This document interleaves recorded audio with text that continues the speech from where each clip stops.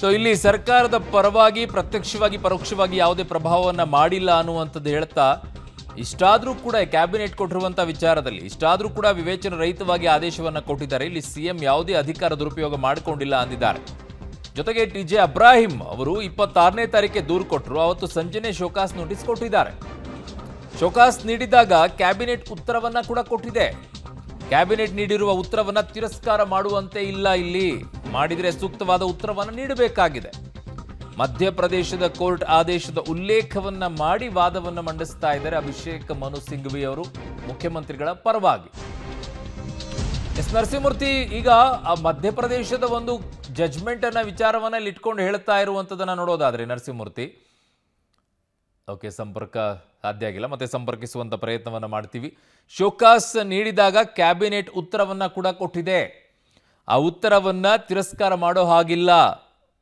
ಒಂದು ವೇಳೆ ತಿರಸ್ಕಾರ ಮಾಡಿದ್ರೆ ಅದಕ್ಕೆ ಉತ್ತರವನ್ನ ನೀಡಬೇಕಾಗತ್ತೆ. ಓಕೆ, ನರಸಿಂಹಮೂರ್ತಿ ಸಂಪರ್ಕಕ್ಕೆ ಸಿಕ್ಕಿದ್ದಾರೆ ಅಂತ ಅನ್ಸುತ್ತೆ. ನರಸಿಂಹಮೂರ್ತಿ, ಈಗ ಮಧ್ಯಪ್ರದೇಶದ ಕೇಸನ್ನ ಕೂಡ ಇಲ್ಲಿ ಉಲ್ಲೇಖವನ್ನ ಮಾಡ್ತಾ ಇದ್ದಾರೆ. ಏನ್ ಕೋರ್ಟ್ ಆದೇಶ ಮಧ್ಯಪ್ರದೇಶದ್ದು, ಯಾವುದನ್ನು ಉಲ್ಲೇಖ ಮಾಡ್ತಾ ಇದ್ದಾರೆ?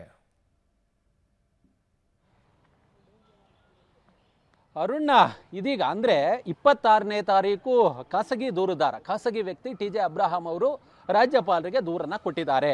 ಅವತ್ತು ಸಂಜೆಯೇ ರಾಜ್ಯಪಾಲರು ಸಿಎಂಗೆ ಶೋಕಾಸ್ ನೋಟಿಸನ್ನು ಕೊಟ್ಟಿದ್ದಾರೆ. ಯಾಕೆ ತಮ್ಮ ಮೇಲೆ ಪ್ರಾಸಿಕ್ಯೂಷನ್ಗೆ ಅನುಮತಿಯನ್ನು ಕೊಡಬಾರ್ದು ಅನ್ನೋ ನಿಟ್ಟಲ್ಲಿ ಕಾರಣವನ್ನು ಕೊಡಿ ಅನ್ನೋ ನಿಟ್ಟಲ್ಲಿ ಶೋಕಾಸ್ ನೋಟಿಸನ್ನು ಕೊಟ್ಟಿದ್ದಾರೆ. ಯಾವಾಗ ಶೋಕಾಸ್ ನೋಟಿಸನ್ನು ಕೊಡಲಾಯಿತು ಆಗ ಸಚಿವ ಸಂಪುಟದ ಸಭೆಯನ್ನು ನಡೆಸಲಾಗಿದೆ. ಅದರಲ್ಲಿ ಮುಖ್ಯಮಂತ್ರಿಗಳು ಭಾಗಿಯಾಗಿರಲಿಲ್ಲ. ಆ ಸಚಿವ ಸಂಪುಟದ ಸಭೆಯಲ್ಲಿ ಒಂದು ನಿರ್ಣಯವನ್ನು ಪಾಸ್ ಮಾಡಲಾಗಿದೆ. ಕೊಟ್ಟಿರ್ತಕ್ಕಂಥ ಶೋಕಾಸ್ ನೋಟಿಸ್ ಏನಿದೆ ಇದು ಕಾನೂನು ಬಾಹಿರ ಅನ್ನೋ ನಿಟ್ಟಿನಲ್ಲಿ ಸಚಿವ ಸಂಪುಟ ನಿರ್ಧಾರವನ್ನು ಕೈಗೊಂಡಿದೆ. ಹೀಗಾಗಿ 200 ಪುಟಗಳ ಒಂದಷ್ಟು ಅಂಶಗಳನ್ನು ಅಲ್ಲಿ ನಾವು ಗಣನೆಗೆ ತೆಗೆದು ಅಲ್ಲಿ ಚರ್ಚೆಯನ್ನು ನಡೆಸಿ ಆ ಒಂದು 200 ಪುಟಗಳಿದ್ದಂತಹ ಅಂಶಗಳನ್ನು ರಾಜ್ಯಪಾಲರಿಗೆ ಕಳಿಸುವ ಕೆಲಸವನ್ನು ಮಾಡಿದ್ದು. ಆದರೆ ರಾಜ್ಯಪಾಲರು ಇದ್ಯಾವುದನ್ನು ಕೂಡ ಗಣನೆಗೆ ತೆಗೆದುಕೊಂಡಿಲ್ಲ.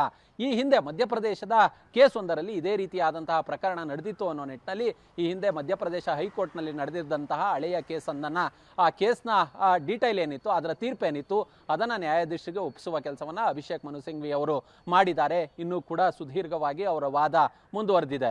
ಅರುಣ್, ಓಕೆ ನರಸಿಂಹಮೂರ್ತಿ, ಹಾಗೆ ಸಂಪರ್ಕದಲ್ಲಿ ವಾಪಸ್ ಬರ್ತೀನಿ ನಿಮ್ಮ ಹತ್ರ ನಾನು.